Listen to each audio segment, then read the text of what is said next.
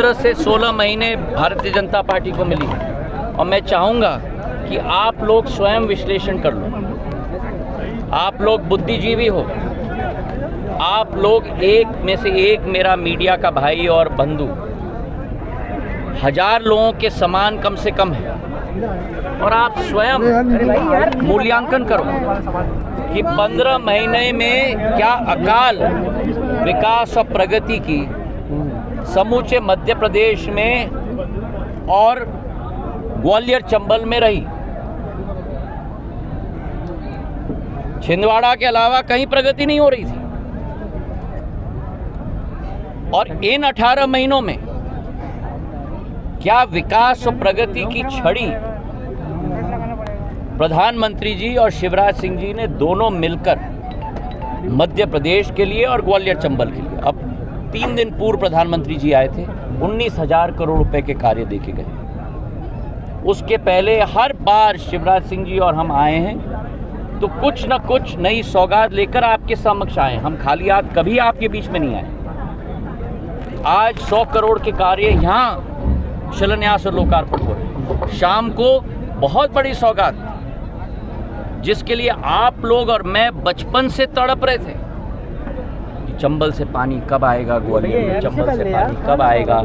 गर्मी के माह में प्यासे कंठ सूखे रह जाते हैं। जब मैं गुना का सांसद था तो गुना शहर को पानी मैंने पहुंचाया, चंदेरी को राजघाट से पानी पहुंचाया, शिवपुरी को मैंने मड़ीखेड़ा से पानी पहुंचाया।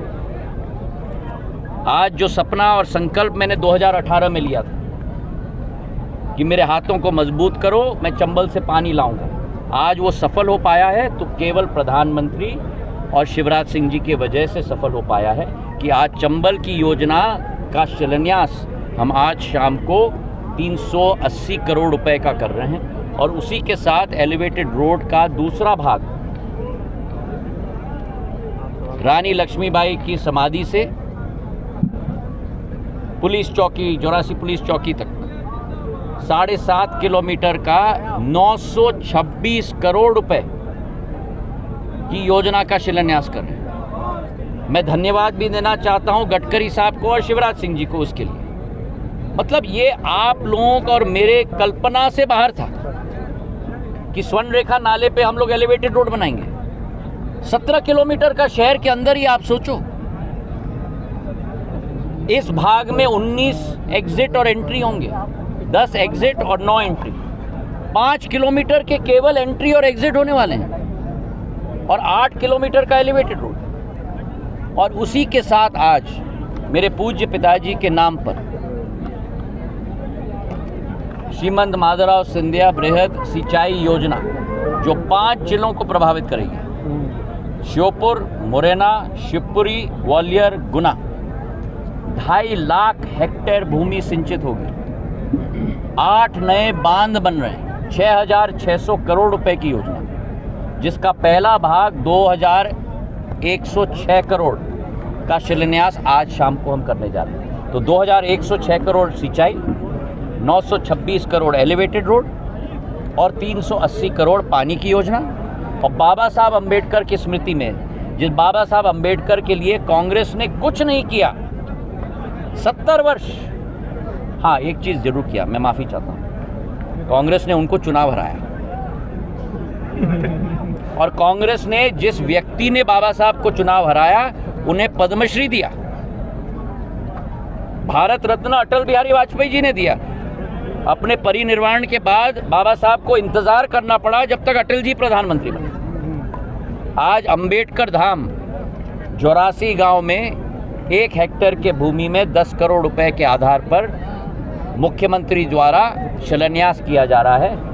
28,000 स्क्वायर फुट का इमारत बनने वाला है, जिसमें 200 लोगों का ऑडिटोरियम होगा, डिजिटल लाइब्रेरी होगी, संग्रहालय होगा, उनकी जीवन की स्मृतियां रहेंगी, ताकि आपको और हमें इस जीवन में ऊर्जा। 3 राज्यों को सुप्रीम कोर्ट ने नोटिस भेजा, कहा फ्री वाइज की योजना बंद कर दीजिए, फ्री की 4 हफ्ते के समय मांगा है। सुप्रीम कोर्ट का जो विषय है उस पर टिप्पणी करना। प्रियंका गांधी ने भी ये कहा है कि ईडी का एक भी छापा मध्य प्रदेश में नहीं है, अन्य राज्यों में बराबर पड़ रहे हैं, मध्य प्रदेश में ईडी एक भी नहीं है। बिहार में जिस तरह से जाति जनगणना हुई है, अगर छत्तीसगढ़ में सरकार बनती है, देखिए, जिस पार्टी ने कभी भी पिछड़े वर्गों के लिए कुछ नहीं किया। 70 वर्षों में पिछड़ा वर्ग कमीशन भी आया तो मोरारजी देसाई जी के समय में आया था और कांग्रेस ने विरोध किया था। लागू हुआ तो वीपी सिंह जी की सरकार के समय में हुआ था, कांग्रेस ने विरोध किया था।